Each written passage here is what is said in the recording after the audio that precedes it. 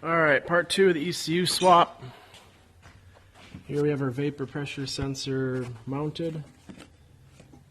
You can use one from pretty much any Toyota and Lexus from 93 or so on. As long as it says vapor pressure sensor, it should work. And it has 3 wires, 1 power, 1 ground, and then signal. And it has 1 input. So this hose has to get teed into the 2 tank line from the tank to the evap. All it does is it measures the pressure inside of here. It must have been a requirement in 1997, so that's that. So we got the throttle body installed. We have this wiring loom here that goes from the sensor. We tapped into the TPS. So TPS also has 3 wires: power, ground. The green is power, the brown is ground. So that's the same. It's just a regular 5-volt sensor. So we tapped into here to give power to the vapor pressure sensor. The yellow-black is the signal for the TPS. The yellow-blue is from the 96. That's no longer used. We actually can't use this as, whatever you want to call it. We can't use this as a trace to hook up the vapor pressure because this has to get re-pinned elsewhere on the ECU. However, here are the 2 diagrams. You'll see on the 96, we have our 4-wire TPS. The one that's not used anymore is this yellow-blue. So that comes from the cruise control ECU, and it controls idle. So like I said on the 97, where are we? TPS is right here.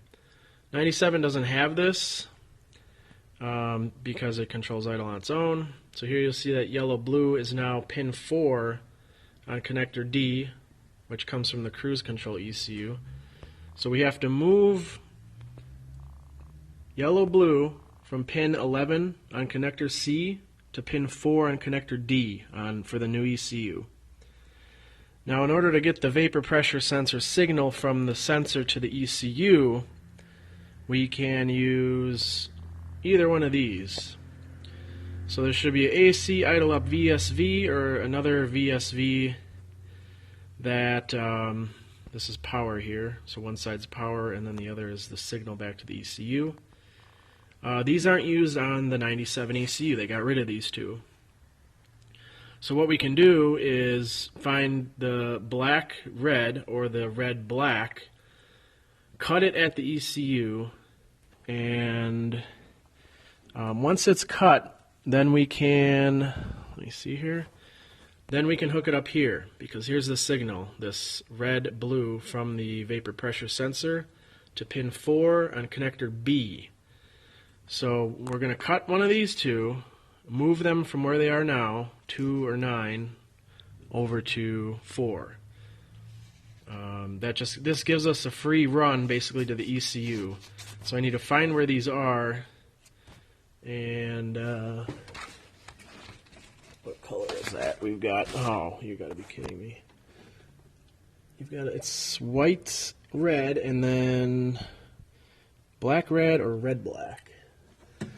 Alright, so I know where one of these are. The AC idle up VSV is right here. And you'll see if you're looking at a 4Runner, it doesn't have these because of this whole situation we're dealing with. So this basically just idles up the AC when the power steering is turned. You can see the 2 hoses going there. And I actually broke this sensor, so I just replaced it, and now I don't even need it anymore. So I'm an idiot. It was only like 15 bucks though, brand new, so I don't feel too bad. So what we can do, we can either tap into this wire, this red-black, and then connect that to our loose yellow wire here, which goes to the vapor pressure sensor, and then that'll go back to the ECU, and then we're done in the engine bay. The other one we can tap into is VSV FPU, and I don't exactly know what that is. I'm going to have to look that up. But either way, all you got to do is tap into there. Once that's done, the engine bay wiring is complete. You have everything hooked up you need. The new throttle body, the sensor, throttle position sensor, and then the vapor pressure sensor. Those are the only changes on the entire ECU from 96 to 97. Don't let anyone else tell you otherwise. And that's it.